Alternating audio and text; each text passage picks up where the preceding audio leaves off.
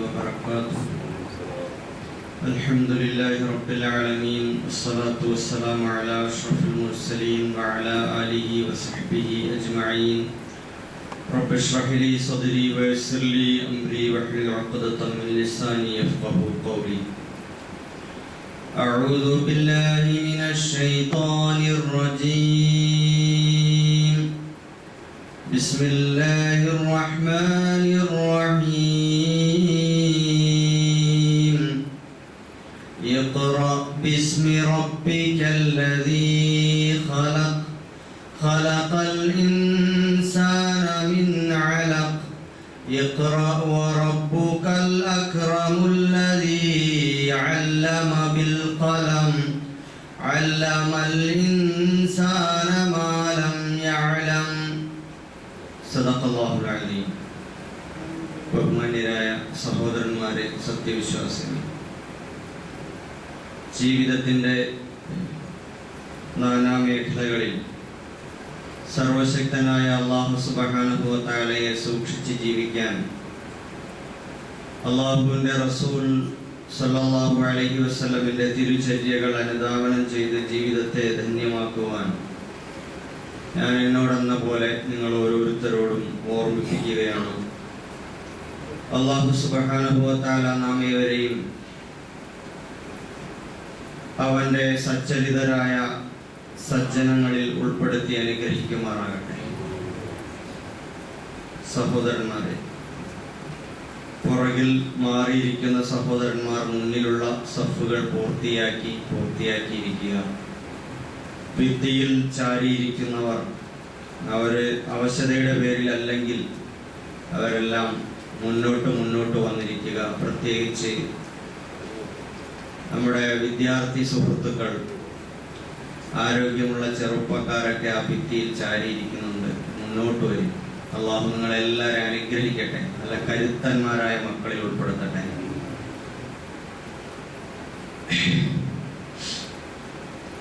സഹോദരങ്ങളെ, നമ്മുടെ ഈ സമയം മക്കളുടെ വിദ്യാഭ്യാസവുമായി ബന്ധപ്പെട്ട് രക്ഷിതാക്കൾ വളരെ ആലോചനകളിലും ആകുലതകളിലും കഴിഞ്ഞുകൂടുന്ന ഒരു സന്ദർഭമാണ്. SSLCയുടെയും +2ൻ്റെയും ഒക്കെ ഫലപ്രഖ്യാപനം, അതിൻ്റെ വരവും പോക്കും, അതിൻ്റെ ഗതിവിഗതികളും നമ്മുടെ മനസ്സിലുണ്ടാക്കുന്ന അലട്ടലുകളും പ്രതീക്ഷകളും, ഇതിൻ്റെ ഇടയിലാണ് ഓരോ രക്ഷിതാക്കളും ഇപ്പോൾ കഴിഞ്ഞുകൂടുന്നത്. ഈ സന്ദർഭത്തിൽ ശരിയായ വിദ്യാഭ്യാസം, ജ്ഞാനമാർജിക്കൽ, അതിൻ്റെ പേരിൽ നമ്മൾ നേടേണ്ട യഥാർത്ഥ നേട്ടം, അതിൻ്റെ അഭാവത്തിൽ നമുക്കുണ്ടാകുന്ന കോട്ടം ഇത്യാദി കാര്യങ്ങളെപ്പറ്റി ഒരു മുഅ്മിൻ എന്ന നിലയിൽ, ഒരു സത്യവിശ്വാസി എന്ന നിലയിൽ ശരിയായ അവബോധമുണ്ടാവേണ്ടത് നമ്മുടെ ഓരോരുത്തരുടെയും ബാധ്യതയാണ്. നാടൊട്ടുക്കും മക്കളുടെ വിദ്യാഭ്യാസത്തിൻ്റെ ലക്ഷ്യത്തെ പറ്റിയുള്ള നിർവചനങ്ങളിൽ നെട്ടോട്ടം ഓടിക്കൊണ്ടിരിക്കുമ്പോൾ, അത് സാക്ഷാത്കരിക്കുന്നതിന് വേണ്ടി നെട്ടോട്ടം ഓടിക്കൊണ്ടിരിക്കുമ്പോൾ, നമ്മളും അവരുടെ അതേ സ്വഭാവത്തിലും രൂപത്തിലും ലക്ഷ്യത്തിലും ഓടേണ്ടവരാണോ, അതോ അതിലപ്പുറം കൂടുതൽ ദീർഘവീക്ഷണത്തോടെ കാര്യങ്ങൾ കാണുകയും ശരിയായ അർത്ഥത്തിൽ വിദ്യാഭ്യാസത്തെ നിർവചിക്കുകയും അതിൻ്റെ സൽഫലങ്ങൾ ദുനിയാവിലും നാളെ മരണാനന്തരം പാരത്രിക ലോകത്തും ആസ്വദിക്കേണ്ടവരാണോ എന്ന ഉറ്റാലോചനയാണ് നമുക്കുണ്ടാവേണ്ടത്. സഹോദരങ്ങളെ, നമ്മൾ അല്ലാഹുവിന്റെ ദീൻ അതുമായി ബന്ധപ്പെട്ട് ചിന്തിക്കുമ്പോൾ, പടച്ചവന്റെ ദീനുമായി ബന്ധപ്പെട്ട് ആലോചിക്കുമ്പോൾ, നമ്മൾ ഏറ്റവും നല്ലൊരു മുഅ്മിനാവുന്നത് അതിനെ കേവലമായ നമസ്കാരം, ദിക്ർ, ദുആ പോലെയുള്ള കാര്യങ്ങളിൽ മാത്രമായി ദീനിനെ ഒതുക്കി നിർത്തിയിട്ടുണ്ട്. അതെല്ലാം ഏറ്റവും ഫലപ്രദമായി ആഴവും പരപ്പും അറിഞ്ഞ് നിർവഹിക്കണം എന്നതോടൊപ്പം തന്നെ അറിവ് നേടുക എന്നത് ഒരു യഥാർത്ഥ മോമിനുമായി എങ്ങനെ ബന്ധപ്പെട്ട് കിടക്കുന്നു എന്നതിനെ പറ്റി നമ്മൾ മനസ്സിലാക്കേണ്ടതുണ്ട്. മനുഷ്യരെ സൃഷ്ടിക്കാൻ അല്ലാഹു സുബ്ഹാനഹു വ തആല ആലോചിക്കുമ്പോൾ, وَإِذْ قَالَ رَبُّكَ لِلْمَلَائِكَةِ إِنِّي جَاعِلٌ فِي الْأَرْضِ خَلِيفَةً, നിന്റെ നാഥൻ മലക്കുകളോട് പറഞ്ഞ സന്ദർഭം ഓർമ്മിക്കുക. ഇന്നി ജാഇലുൻ ഫിൽ അർളി ഖലീഫ, ഭൂമിയിൽ ഞാനൊരു പ്രതിനിധിയെ നിശ്ചയിക്കാൻ പോവുകയാണ്. അപ്പൊ മലക്കുകൾ ചോദിച്ച ഒരു മറുചോദ്യമുണ്ട്. ഖാലു അതജഅലു ഫീഹാ മൻ യുഫ്സിദു ഫീഹാ വയസ്ഫികു ദിമാ, നീ ഭൂമിയിൽ ചോര ചിന്തുന്ന, കലഹമുണ്ടാക്കുന്ന ഒരു വിഭാഗത്തെയാണോ നീ ഇവിടെ സൃഷ്ടിക്കുന്നത്? ഞങ്ങളാകട്ടെ നഹ്നു നുസബ്ബിഹു ബിഹംദിക വ നുഖദ്ദിസു ലക്, നിന്നെ ധാരാളമായി പ്രകീർത്തിക്കുകയും നിന്നെ വാഴ്ത്തുകയും പുകഴ്ത്തുകയും ഒക്കെ ചെയ്യുന്നവരാണ്. തസ്ബീഹും തഹ്മീദും തഖ്ദീസും ഒക്കെ ചെയ്യുന്ന ഞങ്ങൾ ഇവിടെ ഉള്ളപ്പോ ഇനി മനുഷ്യരെ എന്തിനാണ് നീ സൃഷ്ടിക്കുന്നത് എന്നൊരു ചോദ്യമാണ് മലക്കുകൾ അല്ലാഹുവിനോട് ചോദിച്ചത്. അപ്പൊ അല്ലാഹു സുബ്ഹാനഹു വ തആല പറഞ്ഞത്, നിങ്ങൾ അറിയാത്തത് മാലാ തഅലമൂൻ, നിങ്ങൾ അറിയാത്തത് ഞാൻ അറിയുന്നുണ്ട് എന്നാണ്. ഇത് പറഞ്ഞു വെച്ചതിന് ശേഷം അല്ലാഹു സുബ്ഹാനഹു വ തആല മനുഷ്യരെ ഒരു മഹാപരീക്ഷണത്തിലേക്ക് മനുഷ്യരെയും മലക്കുകളെയും കൊണ്ടുപോകുന്നുണ്ട്. وعلم آدم الأسماء كلها ثم عرضهم على الملائكة فقال أنبئوني بأسماء هؤلاء إن كنتم صادقين. നമുക്കൊക്കെ അറിയാം, അല്ലാഹു സുബ്ഹാനഹു വ തആല ആദം അലൈഹിസ്സലാമിനെ സകലമാന വസ്തുക്കളുടെയും പേരുകൾ പഠിപ്പിച്ചു കൊടുത്തു. എന്നിട്ട് ഈ വസ്തുക്കളെ മുഴുവനും അല്ലാഹു സുബ്ഹാനഹു വ തആല മലക്കുകളുടെ മുമ്പിൽ ഹാജരാക്കി. എന്നിട്ട് അവരോട് പറഞ്ഞു, നിങ്ങൾ പറയുന്നത് സത്യമാണ്, ഈ മനുഷ്യർ പ്രശ്നക്കാരാണ്, ഒന്നിനും കൊള്ളാത്തവരാണ്, നിങ്ങളാണ് അല്ലാഹുവിനോട് ഏറ്റവും അടുത്തവർ എന്നൊക്കെയാണ് നിങ്ങൾ വാദിക്കുന്നത്. അത് സത്യസന്ധമാണ് നിങ്ങളുടെ ആ വാദമെങ്കിൽ ഈ കാണുന്ന വസ്തുക്കളുടെ മുഴുവനും പേരുകൾ നിങ്ങൾ എനിക്ക് പറഞ്ഞു തരിക, എന്നോട് പറഞ്ഞു കേൾപ്പിക്കുക. അപ്പൊ അവര് പറഞ്ഞത്, ഖാലു സുബ്ഹാനക ലാ ഇൽമ ലനാ ഇല്ലാ മാ അല്ലംതനാ ഇന്നക അൻതൽ അലീമുൽ ഹകീം, പടച്ചവനെ നീ എത്ര പരിശുദ്ധനാണ്, നീ പഠിപ്പിച്ചതല്ലാത്ത ഒന്ന് ഞങ്ങൾക്ക് അറിയില്ല എന്നാണ്. എന്നിട്ട് അല്ലാഹു സുബ്ഹാനഹു വ തആല ആദം നബി അലൈഹിസ്സലാമിനെ ഹാജരാക്കുകയും മലക്കുകളുടെ മുമ്പിൽ ഈ വസ്തുക്കളുടെ മുഴുവൻ പേരുകൾ പറഞ്ഞു കേൾപ്പിക്കുകയും ചെയ്തപ്പോ അല്ലാഹു തആല പറഞ്ഞു, ഉസ്ജുദു ലി ആദം, നിങ്ങൾ ആദമിനെ വണങ്ങുക, സുജൂദ് ചെയ്യുക. അപ്പൊ ഇതിലൂടെ അല്ലാഹു സുബ്ഹാനഹു വ തആല എന്താണ് പഠിപ്പിക്കുന്നത്? ആദ്യമായി അല്ലാഹു അസ്മാകളെ പറ്റി, നാമങ്ങളെയാണ് പഠിപ്പിക്കുന്നത്. നാമങ്ങൾ പഠിപ്പിക്കുമ്പോ മനുഷ്യരെ ആദ്യമായി ജനിപ്പിക്കുമ്പോ അവന്റെ പ്രസക്തി, ഇടം അടയാളപ്പെടുത്തുന്നത് അറിവ് നേടുന്നതിലൂടെയാണ്. ഏത് തരം അറിവുകളാണത്? തരംതിരിവില്ലാത്ത അറിവാണ്. ആത്മീയമെന്നോ ഭൗതികമെന്നോ പ്രാപഞ്ചികമെന്നോ പാരത്രികമെന്നോ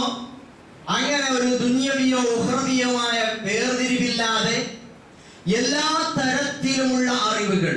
ആ അറിവിന്റെ അടിസ്ഥാനം, അതിന്റെ മൗലികമായ അതിന്റെ അസ്തിത്വം എവിടെയാണ്? നാമങ്ങളിലാണ് വിജ്ഞാനം കുടികൊള്ളുന്നത്. ചെറിയ മഴ, തുറന്നു കിടക്കുന്ന ചെറിയ പാളികൾ അല്ലെങ്കിൽ അതിന്റെ ഊടുവഴികളിലൂടെ കാറ്റരിച്ചിറങ്ങുമ്പോൾ നമുക്ക് ഉറക്കം വരുന്നുണ്ടാവും. ഒന്ന് ശ്രദ്ധിച്ചോളി.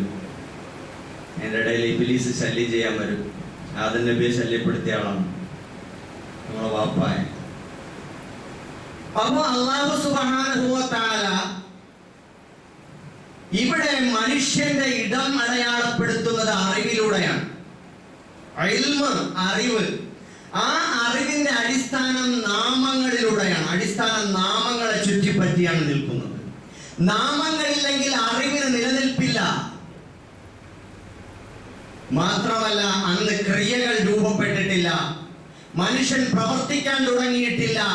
പ്രവർത്തിക്കാൻ തുടങ്ങുമ്പോഴാണ് ക്രിയകൾ ഉണ്ടാകുന്നത്, പ്രവർത്തനങ്ങൾ ഉണ്ടാകുന്നത്, സംഭവങ്ങൾ ഉണ്ടാകുന്നത്.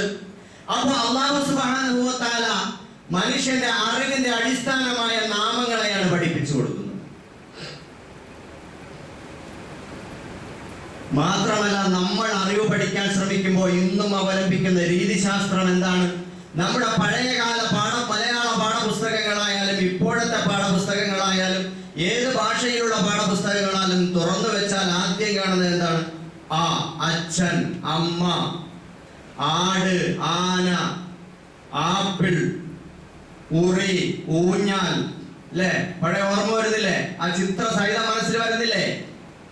എലി, ഏണി, ഇങ്ങനെ പോകുന്നു.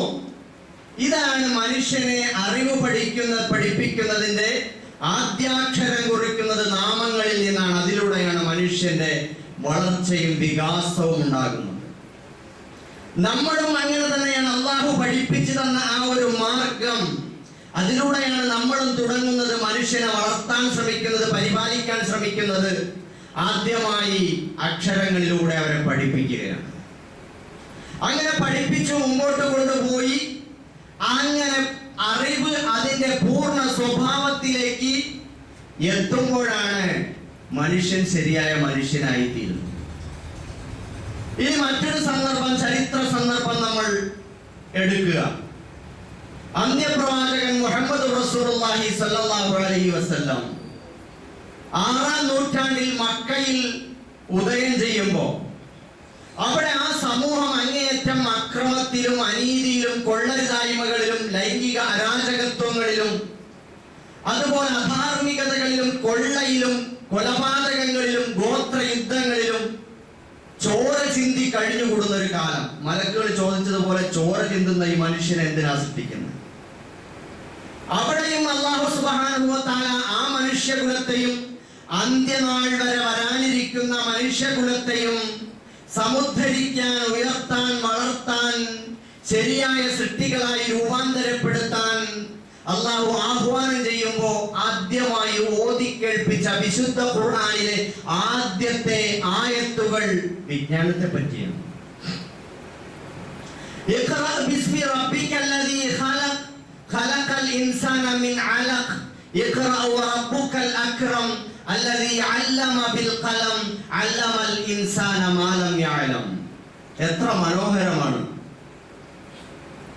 ഒരു മുസ്ലിം, ഞാൻ പരിശുദ്ധ ഖുർആനിന്റെ വക്താവാണ്, ഞാൻ അല്ലാഹുവിന്റെ പ്രവാചകൻ മുഹമ്മദ് നബി സല്ലല്ലാഹു അലൈഹി വസല്ലമിന്റെ അനുയായിയാണ്, ഇസ്ലാമാണ് എന്റെ ദീൻ എന്ന് പറയുമ്പോൾ അവനെ നെഞ്ച് നിവർത്തി ആളുകളുടെ മുമ്പിൽ തല ഉയർത്തി നിൽക്കാൻ അവനെ പ്രചോദിപ്പിക്കുന്ന, അവന് പിൻബലം നൽകുന്ന ഒരുപാട് ഘടകങ്ങളിൽ ഒന്ന്, മാനവരാശിയെ സമുദ്ധരിക്കാൻ പരിശുദ്ധ ഖുർആൻ, ഇസ്ലാം മുമ്പോട്ട് വെച്ച ഒരു വഴി. നീ വിശ്വസിക്കുക, ഗോഡ് ഈസ് ലവ് എന്നല്ല, ദൈവം എന്നാൽ സ്നേഹമാണെന്നല്ല, അതല്ലെങ്കിൽ ദൈവം എന്ന് പറഞ്ഞാൽ കണ്ണുരുട്ടി പ്രേതമായി മനുഷ്യനെ ഭയപ്പെടുത്തുന്ന നിലയിൽ ഭീകരമായ സ്വത്വങ്ങൾ ഉണ്ടാക്കി മനുഷ്യരെ ഭയപ്പെടുത്തി ആരാധിപ്പിക്കുക എന്നല്ല. മറിച്ച് നീ വിശ്വാസത്തിലേക്ക്, അള്ളാഹുവിലേക്ക് നിന്റെ പോകാനുള്ള വഴി എന്താണ്? സ്വർഗത്തിലേക്ക് പോകാനുള്ള വഴി എന്താണ്? ജ്ഞാന സമ്പാദനമാണ്. ഇഖ്റ ബിസ്മി റബ്ബിക്കല്ലദീ ഖലഖ്. ഈ ആയത്തുകൾ പരിശോധിച്ചു നോക്കിയാൽ അവിടെ നമുക്ക് കാണാൻ കഴിയുന്ന 2-3 തരത്തിലുള്ള വായനകൾ കാണാം. നിന്റെ നാഥന്റെ നാമത്തിൽ വായിക്കുക എന്ന് പറയുമ്പോ ഇഖ്റ ബിസ്മി റബ്ബിക്, ഏത് റബ്ബാണത്? അല്ലദീ ഖലഖ്, സൃഷ്ടിച്ച നാഥന്റെ നാമത്തിലാണ്. അപ്പൊ ഈ സൃഷ്ടിച്ച നാഥൻ എന്ന് പറയുമ്പോ അള്ളാഹുവിന്റെ മുമ്പിൽ നമ്മൾ അള്ളാഹുവിനെ വായിക്കേണ്ടത് ഈ സൃഷ്ടി, അള്ളാഹുവിന്റെ സൃഷ്ടിയാകുന്ന ഈ ബൃഹത്തായ സൃഷ്ടി പ്രപഞ്ചത്തെ മുഴുവൻ മുന്നിൽ നിർത്തിക്കൊണ്ടുള്ള വായനയാണ്. ഉറങ്ങരുതേ. ഈ സൃഷ്ടി പ്രപഞ്ചത്തെ മുഴുവൻ മുന്നിൽ നിർത്തിക്കൊണ്ടുള്ള വായന. ഖലഖൽ ഇൻസാന മിൻ അലഖ്, മനുഷ്യനെ അവൻ അലഖിൽ നിന്ന് സൃഷ്ടിച്ചു. ഭ്രൂണത്തിൽ നിന്ന്, ഒട്ടിപ്പിടിക്കുന്നതിൽ നിന്ന് മനുഷ്യ സൃഷ്ടിപ്പിനെ പറ്റിയാണ് സൂചന. അപ്പൊ മനുഷ്യൻ എന്ന് പറയുന്ന ആശയ പ്രപഞ്ചം, അവന്റെ സൃഷ്ടിപ്പിന്റെ രഹസ്യങ്ങൾ, അതിലേക്ക് ഇറങ്ങിക്കൊണ്ട് അവനെ മുൻനിർത്തി മനുഷ്യനെ വായിക്കുക. അലമൽ ഇൻസാന മാ ലം യഅലം, ഇഖ്റ വറബ്ബുകൽ അക്രം അല്ലദീ അല്ലമ ബിൽ ഖലം. പേന കൊണ്ട് എഴുത്തു പഠിപ്പിച്ച നിന്റെ നാഥൻ അത്യുദാരനാണ്. അത്യുദാരനായ നിന്റെ നാഥന്റെ നാമത്തിൽ വായിക്കുക. അപ്പോ തൂലികയിലൂടെ, പേനയിലൂടെ വിരചിതമായിട്ടുള്ള വിജ്ഞാന ലോകത്തിന്റെ മുമ്പിൽ ആ വിജ്ഞാനങ്ങൾ ആർജിക്കുമ്പോഴും അള്ളാഹുവിന്റെ, നിന്റെ നാഥനായ അള്ളാഹുവിനെ മുൻനിർത്തി വായിക്കുക എന്ന സൂചനകളാണ് ഇതിനകത്ത് കാണാൻ കഴിയുന്നത്.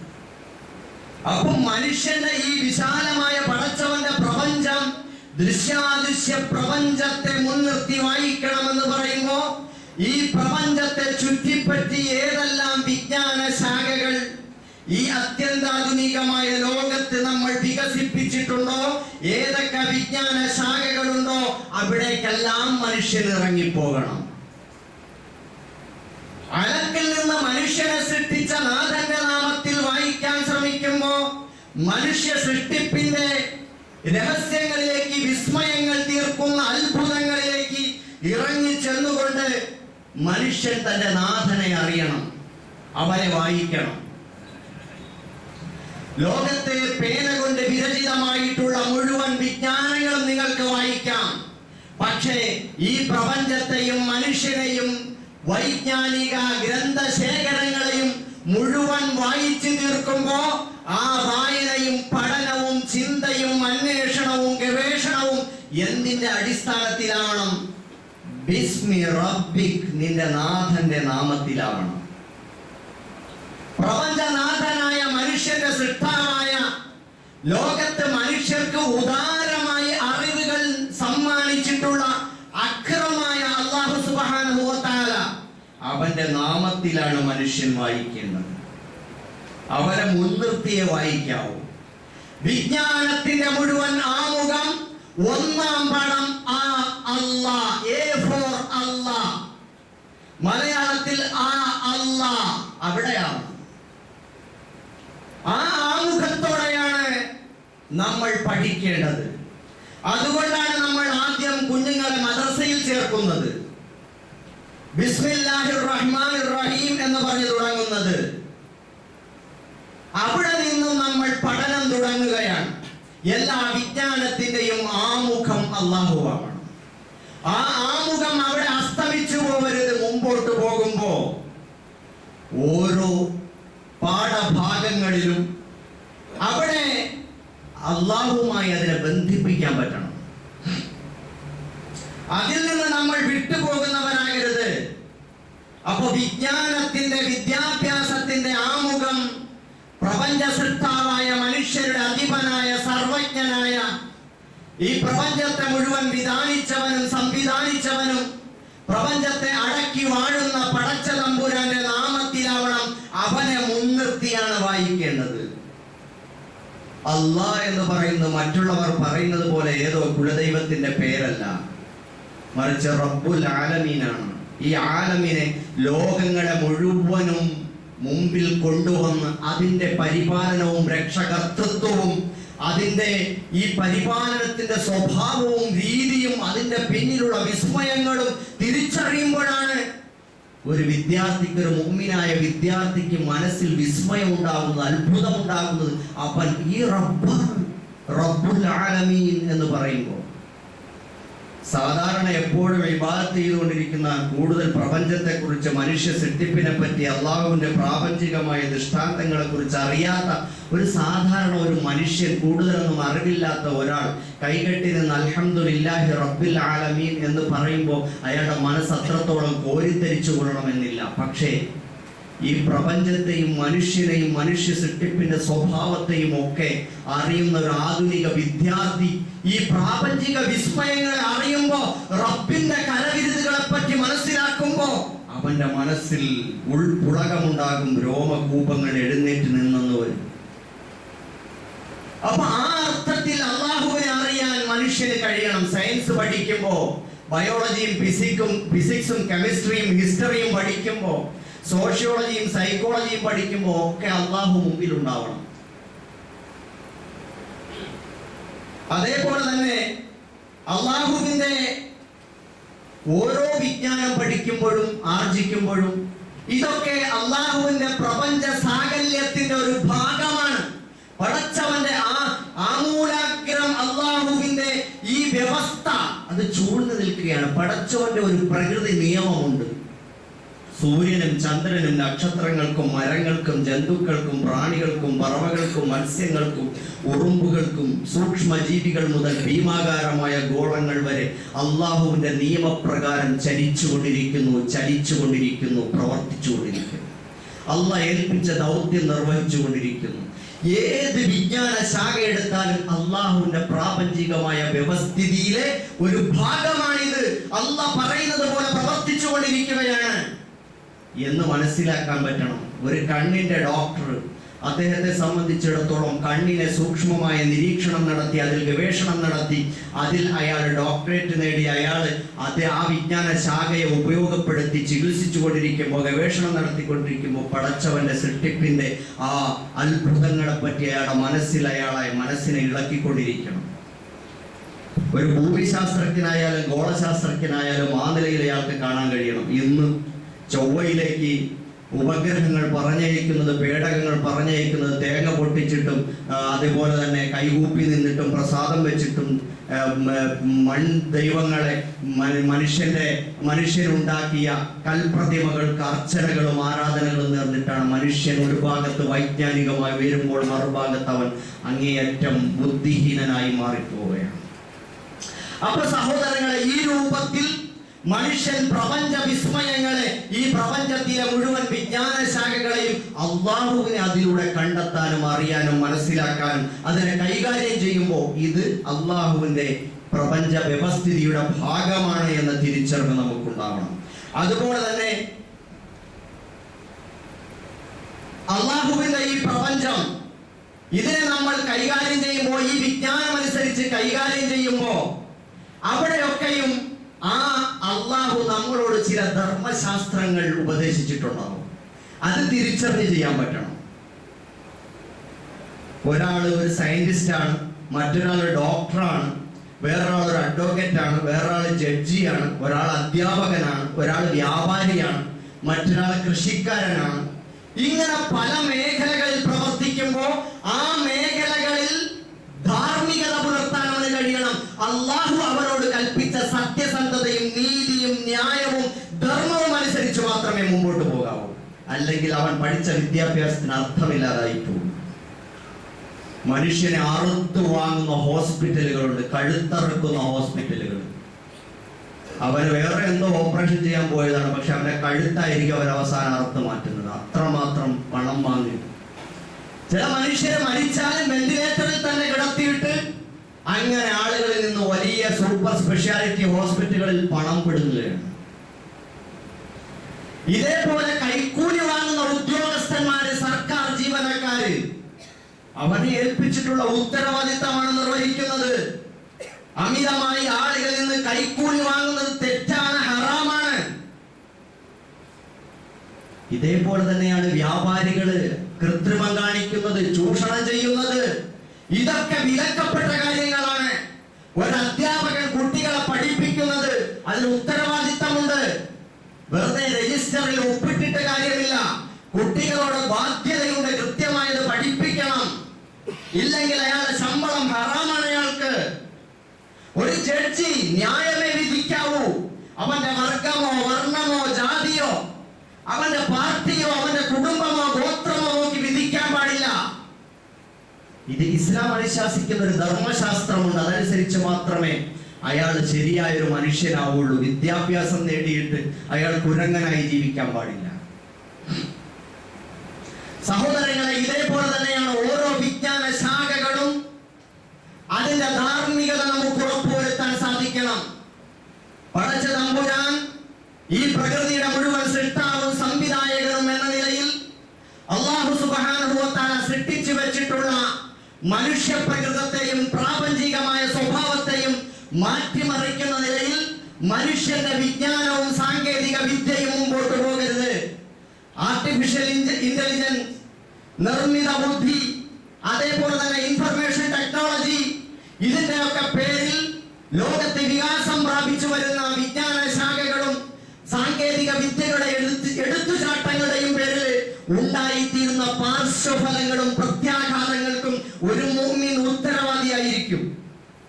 പടച്ചവനെ ഭയന്നുകൊണ്ട് മാത്രമേ ഏത് വിജ്ഞാനത്തെയും അവൻ കൈകാര്യം ചെയ്യാൻ പാടുള്ളൂ. നമ്മുടെ ഭാരതപ്പുഴയിൽ ഇങ്ങോട്ട് വരുമ്പോ ആ ഭാരതപ്പുഴയുടെ മധ്യഭാഗത്ത് മണ്ണിട്ട് നികത്തിയിട്ട് ട്രെയിനുമായി, നമ്മുടെ റെയിൽവേയുമായി ബന്ധപ്പെട്ട പണികൾ വലിയ ക്രെയിനുകൾ കൊണ്ടുവച്ച് നടത്തിക്കൊണ്ടിരിക്കുകയാണ്. ഇപ്പൊ മഴ പെയ്തിട്ട് വെള്ളം ഇങ്ങനെ കെട്ടിയിരിക്കുക, ആദ്യം ഒരു ഭാഗത്ത് നിന്ന് ഇങ്ങനെ ചാല് കയറി കൊടുക്കുകയാണ്. അപ്പോ സ്വച്ഛന്തമായി ഒഴുകിക്കൊണ്ടിരിക്കുന്ന പുഴകളെ തടഞ്ഞു നിർത്താൻ നമുക്ക് അധികാരമില്ല, വികസനത്തിന്റെ പേരിൽ, പുരോഗതിയുടെ പേരിൽ.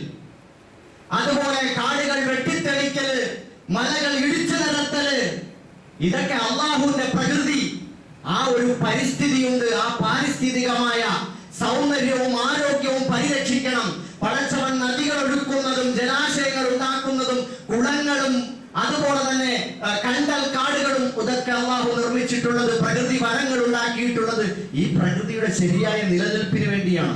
മനുഷ്യ ശരീരത്തിൽ ഓടുന്ന ഞരമ്പുകൾ, രക്തം പ്രവഹിക്കുന്ന ഞരമ്പുകളെ പോലെ ഭൂമിക്ക് അതിന്റെ എല്ലാ മേഖലകളിലേക്കും ഒഴുകാൻ ജലാശയങ്ങൾ സ്വച്ഛന്തമായി ഒഴുകിപ്പോകാൻ സൗകര്യമുണ്ടാകണം. പ്രകൃതിക്ക് അതിൻ്റെതായ ഒരു സ്വഭാവം ഉണ്ടാകും. വികസനത്തിന്റെയും പുരോഗതിയുടെ പേരിൽ അതിനെ ഇടിച്ചു നിരത്താനും തകർക്കാനും നശിപ്പിക്കാനും പാടില്ല.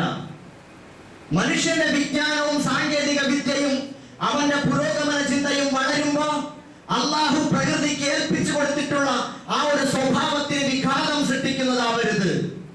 ഇതേപോലെ തന്നെ മനുഷ്യൻ ആൺ പെൺ സൗഹൃദം എന്നത് ഇന്ന് ലിബറലിസത്തിന്റെ പേരിൽ അത് കാട് കയറിക്കൊണ്ടിരിക്കുകയാണ്. അപ്പൊ ജെൻഡർ ന്യൂട്രാലിറ്റി പൊളിറ്റിക്സ് ഒക്കെ ഉണ്ടാക്കി മനുഷ്യൻ ആണാണോ പെണ്ണ് പെണ്ണാണോ എന്ന് അവൻ പ്രായപൂർത്തി എത്തുമ്പോ മാത്രമേ അയാൾക്ക് ചെക്ക് ചെയ്യാൻ പറ്റുള്ളൂ. ചെറുപ്പത്തിലെ തന്നെ അവന്റെ ലിംഗം ഏതാണെന്ന് പറയാൻ പറ്റൂല. അപ്പോ ആണിനെ ഞാൻ ആണാണെന്ന കാര്യത്തിൽ സംശയം സൃഷ്ടിച്ച് പെണ്ണിനെ താൻ പെണ്ണാണോ എന്ന കാര്യത്തിൽ അവരുടേതായ ലിംഗമുണ്ടായാലും താൻ പെണ്ണല്ല എന്ന് തോന്നിപ്പിച്ച് അവരെ പലതരത്തിലുള്ള ലൈംഗിക വൈകൃതങ്ങളിലേക്ക് കൊണ്ടുപോകുന്ന, അതേപോലെ തന്നെ ഒരുപാട് മെഡിക്കൽ രംഗത്ത് ചൂഷണങ്ങൾ ഉണ്ടാക്കുന്ന, സെക്സ് ടൂറിസത്തെ പ്രോത്സാഹിപ്പിക്കുന്ന വളരെ നിഗൂഢമായ പ്രവർത്തനങ്ങൾ ലോകത്ത് നടന്നുകൊണ്ടിരിക്കുന്നുണ്ട്. അപ്പൊ അത്തരത്തിൽ ഹോമോസെക്സും അതുപോലെ തന്നെ ലിവിംഗ് ടുഗദറും അതുപോലെ പലതരത്തിലുള്ള ലൈംഗിക അരാജകത്വങ്ങൾ നമ്മുടെ സമൂഹത്തിൽ വളർന്നു വന്നുകൊണ്ടിരിക്കുന്നു. ഇതൊക്കെ വികസനത്തിന്റെയും പുരോഗതിയുടെയും പേരിലാണ് ലോകത്ത് വന്നുകൊണ്ടിരിക്കുന്നത്. പക്ഷെ അതിന്റെ പ്രത്യാഘാതങ്ങളോ മനുഷ്യരെ തടഞ്ഞു നിർത്താനാവാത്ത നിലയിൽ ദൂരവ്യാപകമായ പ്രത്യാഘാതങ്ങൾ ഉണ്ടാക്കുന്നതായിരിക്കും. ഇതുപോലെ ലഹരി പദാർത്ഥങ്ങൾ, മയക്കുമരുന്നുകൾ അതിന്റെ പ്രഭവ കേന്ദ്രത്തിൽ തന്നെ നിയന്ത്രിക്കാനും നിരോധിക്കാനും സാധിക്കേണ്ടതിന് പകരം നിയമപരമായ വഴികൾ തുറന്നു വിട്ടുകൊടുത്തിട്ട് ആ മദ്യക്കുപ്പിയിൽ എഴുതി വെച്ചിട്ട് കാര്യമില്ല ഇത് ആരോഗ്യത്തിന് ഹാനികരമാണെന്ന്. മറിച്ച് അതിനൊരു ധർമ്മശാസ്ത്രം അവന്റെ കൈക്ക് പിടിക്കണം. അവിടെ അതിനെ നിയന്ത്രിക്കാൻ കഴിയണം. മനുഷ്യനെല്ലാം ലഭ്യമാക്കിയിട്ട് ചെയ്യരുതെന്ന് പറയുന്നതിൽ അർത്ഥമില്ല. പടച്ച തമ്പുരാൻ നിരോധിച്ച കാര്യങ്ങൾ അത് വിലക്കാൻ നമുക്ക് കഴിയണം. അപ്പൊ ഈ അർത്ഥത്തിലെല്ലാം തന്നെ മനുഷ്യൻ ശരിയായ അർത്ഥത്തിൽ വളരെ സൈക്കോളജി, മനഃശാസ്ത്രം ഇപ്പോ ജനകീയമായി കൊണ്ടിരിക്കുകയാണ്. സാധാരണക്കാരിലേക്കും പല രൂപത്തിൽ വന്നുകൊണ്ടിരിക്കുകയാണ്. ഏത് കാര്യത്തിലും സൈക്കോളജി ആശ്രയിക്കുന്ന ഒരു രീതി മനുഷ്യന് വന്നുകൊണ്ടിരിക്കുന്നു. നല്ലതാണ്, പക്ഷെ അതിന്റെ സൈഡ് എഫക്റ്റുകൾ, അതിന്റെ പാർശ്വഫലങ്ങളെ സൂക്ഷിക്കാൻ നമുക്ക് കഴിയണം. മനുഷ്യന്റെ മനസ്സിനെ വിധാനിച്ച പടച്ചതമ്പുരാൻ മനസ്സിനെയും അതിനെ സന്തുലിതപ്പെടുത്തിയതിനെയും സത്യമായി എന്ന് പറഞ്ഞ അല്ലാഹു ആണയിട്ട് പറയുന്നുണ്ട്. അപ്പൊ മനുഷ്യന്റെ മനസ്സിന്റെ സന്തുലിതാവസ്ഥയെ പറ്റി പടച്ചവന് മാത്രമാണ് പറയാൻ ആധികാരികമായി കഴിയുക. മനുഷ്യന്റെ മനസ്സിനെ പോലും നിർവചിക്കാൻ കഴിയാത്തവർ മനസ്സിനെ ആത്യന്തികമായി നിർവചിച്ചുകൊണ്ട് അല്ലെങ്കിൽ നിഗമനത്തിലെത്തിക്കൊണ്ട് കൈകാര്യം ചെയ്യുമ്പോൾ ഉണ്ടാകുന്ന പ്രത്യാഘാതങ്ങൾ മനഃശാസ്ത്ര മേഖലയിൽ ഉണ്ടായിത്തീരുന്നുണ്ട്. സോഷ്യോളജിയിൽ ആ പ്രശ്നമുണ്ട്. മനുഷ്യന്റെ നരവംശാസ്ത്രയും മനുഷ്യോത്പത്തിയുമായി ബന്ധപ്പെട്ട് പ്രപഞ്ചോത്പത്തിയുമായി ബന്ധപ്പെട്ട് കുട്ടികൾ പഠിക്കുമ്പോ മനുഷ്യൻ ആരാണ്? മനുഷ്യൻ എന്ന് പറയുന്നത് അവൻ പരിണാമ സിദ്ധാന്തമാണ് അവന്റെ മുമ്പിൽ വരുന്നത്. കുരങ്ങിൽ നിന്ന് പരിണമിച്ചുണ്ടായതാണ്. അവന്റെ വിജ്ഞാനം പരിശുദ്ധ ഖുർആൻ മുമ്പോട്ട് വെച്ച് മനുഷ്യനെ അല്ലാഹു എങ്ങനെ സൃഷ്ടിച്ചിരിക്കുന്നു, എന്താണ് മനുഷ്യോത്പത്തിയുടെ യഥാർത്ഥ അവസ്ഥയെന്ന് പടച്ചവൻ പറഞ്ഞു തരുന്നുണ്ട്. അതിനോട് കലഹിക്കുന്ന തരത്തിൽ മനുഷ്യന്റെ വികലമായ കണ്ടുപിടുത്തങ്ങൾ, അത് ഒരുപാട് ചോദ്യങ്ങൾക്ക് മുമ്പിൽ പരിണാമ സിദ്ധാന്തം വായടച്ചു പോകുന്ന അവസ്ഥയുണ്ട്. അതുപോലെ പ്രപഞ്ചത്തിന്റെ ഉൽപ്പത്തിയെ പറ്റി ബിഗ് ബാങ് തിയറി നമുക്ക് പറഞ്ഞു തരുന്നുണ്ട്. അത് തനിയെ ഈ പ്രപഞ്ചം അങ്ങ് പൊട്ടിത്തെറിയിലൂടെ വിസ്ഫോടനത്തിലൂടെ ഉണ്ടായതാണെന്ന വാദം, അതിന്റെ അപ്പുറം അതിന്റെയൊക്കെ പിന്നിൽ ഒരു ദൈവം അല്ലാഹു പ്രവർത്തിച്ചിട്ടുണ്ട്, ഒരു സൃഷ്ടാവ് പ്രവർത്തിച്ചിട്ടുണ്ട് എന്ന യുക്തിസഹമായ ബോധ്യം. ഇങ്ങനെ വിജ്ഞാനം കൈകാര്യം ചെയ്യുമ്പോൾ മനുഷ്യർ എല്ലാ മേഖലയിലും അവൻ കൈകാര്യം ചെയ്യുന്ന വിജ്ഞാനവുമായി ബന്ധപ്പെട്ട് പരിശുദ്ധ ഖുർആന്റെ ഇസ്ലാമൈസേഷൻ ഓഫ് നോളജ്, വിജ്ഞാനങ്ങളുടെ നോളജിന്റെ ഒരു ഇസ്ലാമിക വൽക്കരണം, അതിനുള്ളൊരു പ്രാപ്തി ഓരോ വിദ്യാർത്ഥിയും ഉദ്യോഗസ്ഥനും എല്ലാവരും അവർക്ക് സ്വായത്തമാക്കാൻ സാധിക്കണം. എന്താണ് ഞാൻ കൈകാര്യം ചെയ്യുന്ന വിജ്ഞാനം, അതിന്റെ ആത്യന്തികമായ അവസ്ഥ എന്താണ്, അതിന്റെ ഉള്ളടക്കം എന്താണ്, അതിന്റെ രഹസ്യം എന്താണ്, അതിന്റെ യഥാർത്ഥ സ്വഭാവം എന്താണ്, പടച്ചവനുമായി ബന്ധപ്പെട്ടത് എങ്ങനെ നിൽക്കുന്നു എന്നെല്ലാം മനസ്സിലാക്കാൻ നമുക്ക് സാധിക്കുമ്പോഴാണ് അതിനെ ശരിയായ നിലയിൽ നമുക്ക് കൈകാര്യം ചെയ്യാൻ സാധിക്കുന്നത്. സഹോദരങ്ങളെ, അപ്പൊ ആ അർത്ഥത്തിൽ നമുക്ക് വിജ്ഞാനത്തെ ശരിയായി വിലയിരുത്താനും വിജ്ഞാന ശാഖകളെ ശരിയായി വിലയിരുത്താനും സൂക്ഷ്മമായി കൈകാര്യം ചെയ്യാനും നമുക്ക് സാധിക്കേണ്ടതുണ്ട്. അതോടൊപ്പം തന്നെ വിവര സാങ്കേതിക വിദ്യകളുടെയും പുരോഗതിയുടെയും ഒക്കെ പേരിൽ ലോകത്ത് ഉണ്ടാക്കി തീർക്കുന്ന മുൻഗണനാക്രമമില്ലാത്തതും വികലവുമായിട്ടുള്ള വികസനങ്ങളും പുരോഗമന പ്രവർത്തനങ്ങളും സാങ്കേതിക മേഖലയിലുള്ള മുന്നോട്ട് പോക്കും. മനുഷ്യന്റെ അടിസ്ഥാന ആവശ്യങ്ങൾ എന്താണ്? മനുഷ്യൻ പട്ടിണി കിടക്കുമ്പോ, മനുഷ്യൻ നീതിയില്ലാതെ കഷ്ടപ്പെടുമ്പോ, അവന് സ്കൂളില്ലാതിരിക്കുമ്പോ, അവന് വിദ്യാലയങ്ങളില്ലാതിരിക്കുമ്പോ, അവന് ഹോസ്പിറ്റലുകളില്ലാതിരിക്കുമ്പോ, അവൻ പട്ടിണി കിടന്ന് മരിക്കുമ്പോ, അവന് പോഷകാഹാരമില്ലാതിരിക്കുമ്പോ അവിടെ ചൊവ്വയിലേക്ക് അവിടെ പേടകങ്ങൾ അയക്കുക, അല്ലെങ്കിൽ മറ്റു മേഖലകളിലേക്ക്, വലിയ സാങ്കേതിക മേഖലകളിലേക്ക് എടുത്തുചാട്ടങ്ങൾ നടത്തി ലോകത്തിന്റെ മുമ്പിൽ നമ്മൾ വലിയ സംഭവമാണെന്ന് കാണിക്കുന്നതിൽ അർത്ഥമില്ല. മറിച്ച് സന്തുലിതമായ വികസന സങ്കല്പങ്ങളാണ് നോളജ് എന്ന ഒരു അർത്ഥത്തിൽ അതിന്റെ ധർമ്മം നിർവഹിക്കേണ്ടത്. ആ അർത്ഥത്തിൽ മനുഷ്യന് അടിസ്ഥാന ആവശ്യങ്ങൾക്ക് മുൻഗണന നിശ്ചയിക്കാൻ കഴിയണം. അപ്പോഴാണ് ശരിയായ അർത്ഥത്തിൽ നമുക്ക് ഇതിന്റെ ധർമ്മം നിർവഹിക്കാൻ കഴിയുന്നത്. മനുഷ്യൻ പട്ടിണി കിടന്ന് മരിക്കുക, വർഗീയ കലാപങ്ങളിലൂടെ കൊന്നൊടുക്കപ്പെടുക, അപ്പോഴാണ് ഞങ്ങൾ അവിടെ എത്തി ഇവിടെ എത്തി എന്ന് പറഞ്ഞിട്ട് വലിയ സംഭവമായിട്ട് ആഘോഷിക്കപ്പെടുന്നത്. അതിനുവേണ്ടി ചെലവഴിക്കുന്ന കോടികൾ രാജ്യത്തിന്റെ പൊതുസമ്പത്തായിരിക്കും. അത് സാധാരണ മനുഷ്യർ. അപ്പൊ ഇത് ധർമ്മമല്ല. ഇതേപോലെ തന്നെയാണ് മറ്റു പല മേഖലകളിലും പലതും ചെയ്തു കൂട്ടുന്നത് അടിസ്ഥാനപരമായ കാര്യങ്ങൾ തള്ളിക്കൊണ്ടാണ്. അപ്പൊ ഇവിടെയെല്ലാം മനുഷ്യന് ഒരു സാമാന്യ ബോധം, ഒരു കോമൺ സെൻസും അതേപോലെ ഒരു ധാർമ്മിക ബോധവും ഒക്കെ പ്രവർത്തിക്കണം. അതാണ് പരിശുദ്ധ ഖുർആൻ നമുക്ക് മുമ്പോട്ട് വെച്ച് തരുന്നത് എന്ന് നമ്മൾ മനസ്സിലാക്കേണ്ടതുണ്ട്. സഹോദരങ്ങളെ, അപ്പൊ ഈ അർത്ഥത്തിലല്ല നമ്മുടെ വിജ്ഞാനം എന്ന് പറയുന്നത് ഇത് അല്ലാഹു സുബ്ഹാനഹു വ തആല ആത്മീയം ഭൗതികം എന്ന വേർതിരിവില്ലാതെ നമ്മളോട് നിർദ്ദേശിച്ച കാര്യമാണ്, സ്വന്തമാക്കേണ്ട കാര്യമാണ്. പക്ഷെ സ്വന്തമാക്കുമ്പോൾ നമ്മൾ എല്ലാ വിജ്ഞാനത്തെയും അള്ളാഹുവിനെ മുൻനിർത്തിയാണ് വായിക്കേണ്ടത്. അള്ളാഹുവിനെ മുൻനിർത്തിയാണ് അതിന്റെ ആമുഖം. എന്നിട്ട് നമ്മൾ മുമ്പോട്ട് പോകുമ്പോൾ ഓരോ മേഖലകളിലും അതിന്റെ ധർമ്മശാസ്ത്രം അനുസരിച്ചാണ് ആ വിജ്ഞാനത്തെ നമ്മൾ കൈകാര്യം ചെയ്യേണ്ടത്. നമ്മൾ ഏറ്റെടുത്തിട്ടുള്ള വൈജ്ഞാനികമായ ഉത്തരവാദിത്തം, നമ്മൾ ഏൽപ്പിച്ചിട്ടുള്ള ഉദ്യോഗം, തൊഴില്, സേവനം, അത് നമ്മൾ നിർവഹിക്കുമ്പോൾ ആ മേഖലയിൽ സത്യസന്ധതയും ന്യായവും നീതിയും എല്ലാം നമ്മൾ പാലിക്കാൻ നമ്മൾ നിർബന്ധിതരാണ്. ഒരു മുസ്ലിം ഉദ്യോഗസ്ഥൻ, ഒരു മുസ്ലിം ഡോക്ടർ, ഒരു മുസ്ലിം എഞ്ചിനീയർ, ഒരു മുസ്ലിം അഡ്വക്കേറ്റ്, ഒരു മുസ്ലിം വ്യാപാരി, ഒരു മുസ്ലിം അധ്യാപകൻ ലോകത്താർക്കും വിശ്വസ്തനായിരിക്കണം. അവരെ വിശ്വസിക്കാൻ കൊള്ളണം. അവൻ പണത്തിന് വേണ്ടി ചാകാൻ നിൽക്കുന്നവരാകരുത്. പണം എന്ന് കേട്ടാൽ പിണവും വാപിളർക്കും എന്ന് പറയുന്നത് പോലെ ആള് ഡോക്ടറാണ്, ആള് എഞ്ചിനീയറാണ്, ആള് കളക്ടറാണ്, ആള് നല്ലൊരു ഓഫീസറാണ്, പക്ഷെ എന്ത് ചെയ്യാം, അയാൾക്ക് പണം ഒരു ദൗർബല്യമാണ്. പാവപ്പെട്ടവന്റെ കയ്യിൽ നിന്ന് പണം മറുത്തു വാങ്ങുന്നവനാണ്, കൈക്കൂലി വാങ്ങുന്നവനാണ്, അനീതി ചെയ്യുന്നവനാണ്, അനീതി വിധിക്കുന്നവനാണ്, അഴിമതി നടത്തുന്ന മന്ത്രിയാണ്. അവൻ മന്ത്രിയാണെങ്കിൽ, മുസ്ലിം മന്ത്രിയാണെങ്കിൽ, അവന്റെ ഭരണ മേഖലകളിൽ സത്യസന്ധവും നീതിയുക്തവുമായിട്ട് അയാൾക്ക് കാര്യങ്ങൾ നിർവഹിക്കാൻ കഴിയണം. അല്ലെങ്കിൽ ആ പേര് ചുമന്ന് നടക്കരുത്. അപ്പൊ യഥാർത്ഥത്തിൽ വിദ്യ നേടി, അറിവ് നേടി, വിദ്യാഭ്യാസം നേടി അയാളുടേതായ ദൗത്യം സമൂഹത്തിൽ നിർവഹിക്കുമ്പോൾ അവിടെ ആർക്കും വിശ്വസിക്കാൻ കഴിയുന്ന ഒരു അൽ അമീനായ ഒരു ഉദ്യോഗസ്ഥനായി, തൊഴിലാളിയായി, ജീവനക്കാരനായി മാറാൻ നമുക്ക് സാധിക്കണം. അപ്പോൾ മാത്രമാണ് നമ്മുടെ വിദ്യ കൊണ്ട് അർത്ഥമുണ്ടായിത്തീരുന്നത്. എന്റെ മക്കളെ പഠിപ്പിക്കണം, എന്നിട്ട് ബിൽ ഗേറ്റ്സ് ആക്കണം. നമ്മുടെയൊക്കെ റോൾ മോഡൽ എന്താണ്?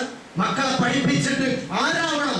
ഒരുപാട് പണം സ്വന്തമാക്കുന്ന, ഒരുപാട് സൗകര്യങ്ങൾ സ്വന്തമാക്കുന്ന, അവൻ ഒരു ആർത്തി പണ്ടാരമായി മാറുന്ന നിലയിൽ അവനെ ഇങ്ങനെ മോട്ടിവേറ്റ് ചെയ്ത് തള്ളി വിട്ടുകൊണ്ടിരിക്കുകയാണ്.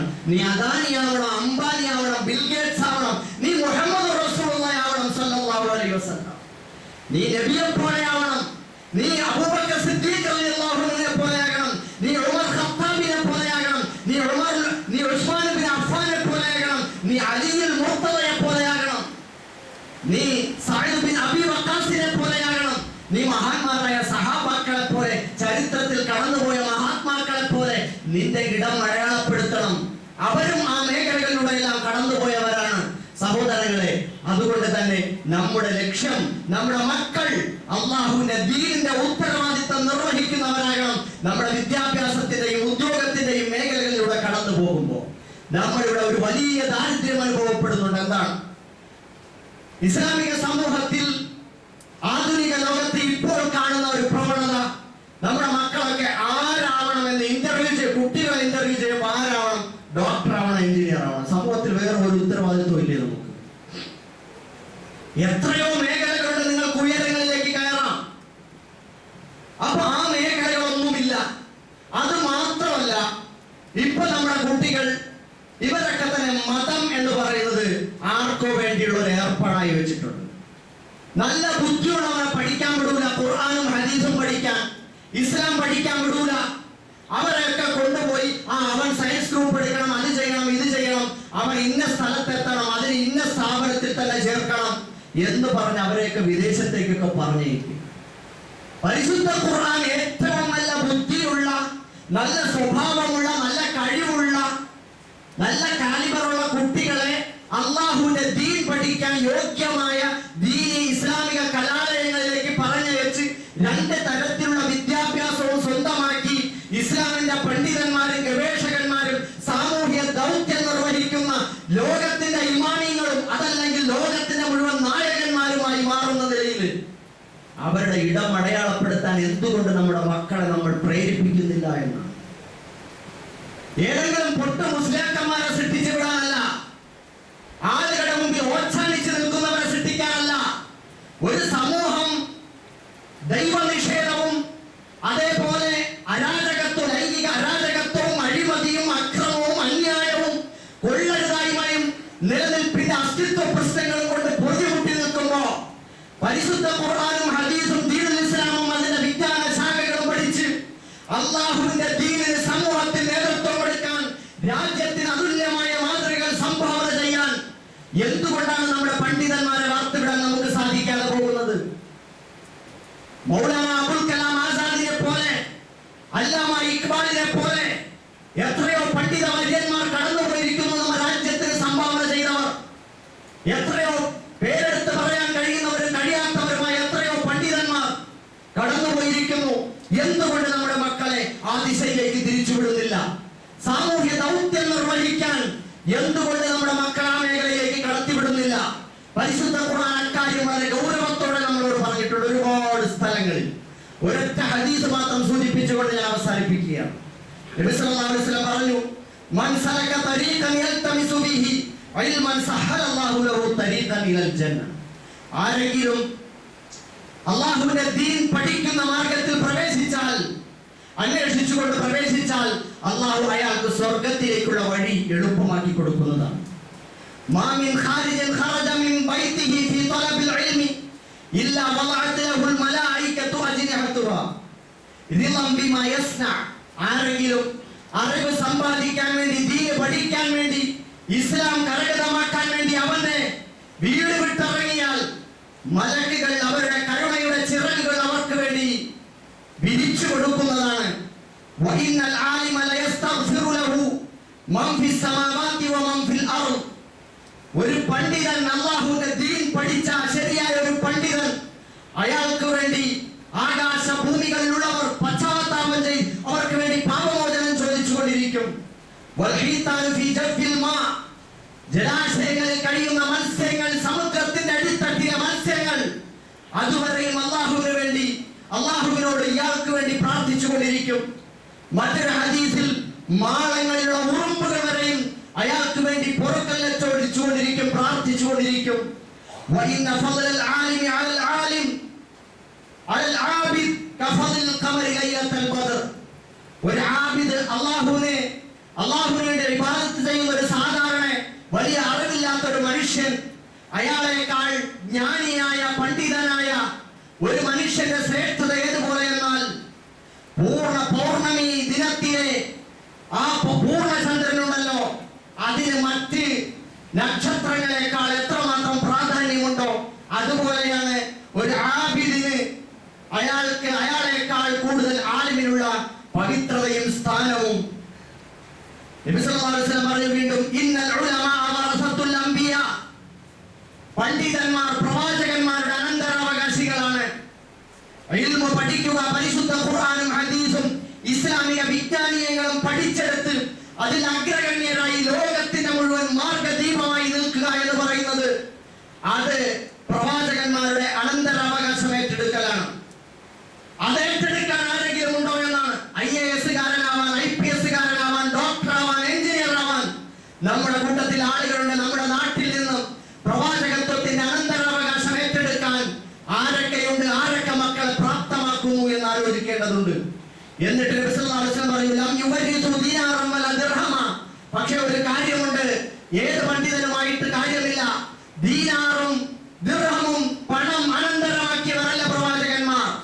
അതുകൊണ്ട് തന്നെ പണത്തിന് വേണ്ടി, സ്ഥാനത്തിന് വേണ്ടി, മാനത്തിന് വേണ്ടി തമ്മിലടിപ്പിക്കാൻ, കലഹമുണ്ടാക്കാൻ, ചൂഷണം ചെയ്യാനുള്ള പണ്ഡിതന്മാരല്ല. മറിച്ച് അവർ അല്ലാഹുവിന്റെ ദീനിനെ വളർത്താൻ, ഉയർത്താൻ, പ്രചരിപ്പിക്കാൻ, ലോകത്ത് സ്ഥാപിക്കാൻ അതിനുവേണ്ടി കഷ്ടപ്പെടുന്ന ശരിയായ പ്രവാചകന്മാരുടെ അനന്തരാവകാശികൾ ഉണ്ടായിത്തീരണം. അങ്ങനെ ആരെങ്കിലും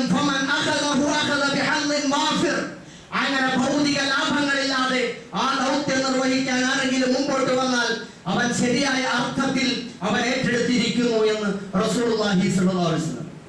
അതുകൊണ്ട് സഹോദരന്മാരെ, നമ്മൾ നമ്മുടെ മക്കളെ അല്ലാഹുവിന്റെ ദീൻ പഠിപ്പിക്കണം.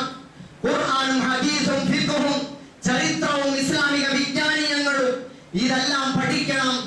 അതോടൊപ്പം നമ്മൾ നമ്മുടെ മക്കളെ ഭൗതിക മേഖലകളിൽ ഏറ്റവും എത്താൻ പറ്റുന്നതിന്റെ ഉയരങ്ങൾ താണ്ടുന്നവരുമാകണം.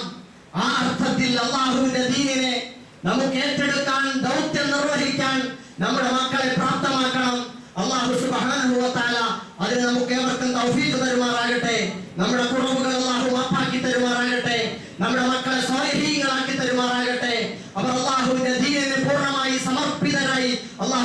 ചെയ്യുമാറാകട്ടെ. ദുനിയാവിലും ആഖിറത്തിലും കണ്ണുകളെ കുളിർപ്പിക്കുന്ന സ്വാലിഹീങ്ങളായ സന്താനങ്ങളായി അള്ളാഹു നമ്മുടെ മക്കളെ മാറ്റി തരട്ടെ. അങ്ങനെയുള്ള മക്കളെ യോഗ്യരായ മാതാപിതാക്കളായി അള്ളാഹു നാം ഇവരെയും കബൂൽ ചെയ്യുമാറാകട്ടെ.